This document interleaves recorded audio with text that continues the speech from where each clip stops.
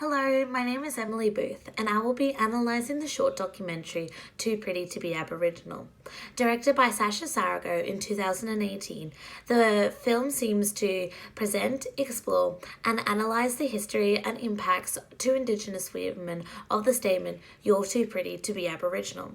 This presentation seeks to identify the modes used in the documentary and how the relationship between style and content is reflected. Nichols has identified 6 different types of documentary filmmaking. The dominant mode used in Too Pretty to be Aboriginal is participatory. This is evidenced in several different ways. Natushka and Hawkins describe the key aspect of participatory mode as relying on interviews, considering them to be a credible source of knowledge about the source. In the documentary, Sarago interviews 4 Indigenous women who have all been affected by the statement, providing reliable and sincere accounts of the content. This allows the audience to hear from multiple sources, enhancing the belief of the film's credibility. Chu corroborates this and further solidifies this analysis of the mode by stating that the director is no longer invisible, that they actively partake as both participant and interviewer.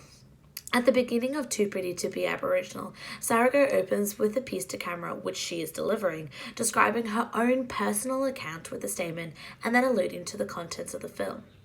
She also concludes the documentary with a piece to camera which encapsulates the participatory mode idea of the desire of the filmmaker to have their perspective more evident.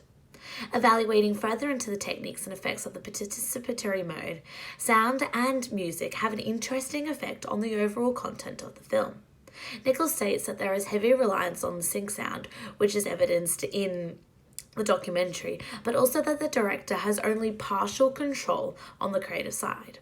However, this is not necessarily true of all participatory documentaries. Murray postulates that music and creative sound can be utilised at the discretion of the filmmaker, particularly when trying to convey the truth. Throughout the documentary, the soundtrack can be described as a happy and light guitar melody. Certainly, the music juxtaposes the horrific truths detailed by the interviewees and the expert, which is an interesting stylistic choice of Sarago. However, this choice actually contributes to the overall positive resolution message of the documentary, i.e., that the Aboriginal women will not let the racial prejudice stand in their way of expressing themselves and being who they want to be. The content of the film was utilised by approaching the various different components of participatory filmmaking.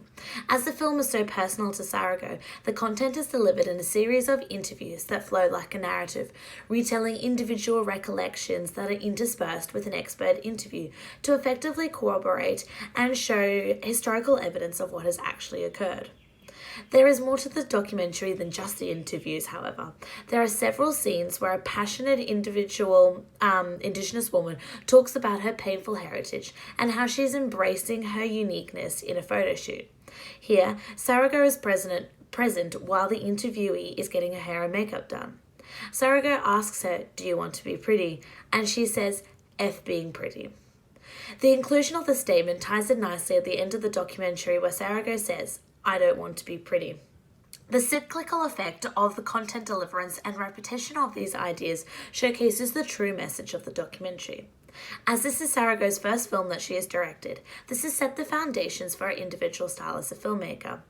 Originally an Indigenous model, Sarago founded Ascension, which is Australia's first ethnic women's lifestyle magazine. Her passion for advocating for increased visibility of Aboriginal women is a clear indication of how her filmmaking style is reflective of her passion. The content of the film is very personal, allowing audience to see Sarago as more than just a filmmaker and storyteller.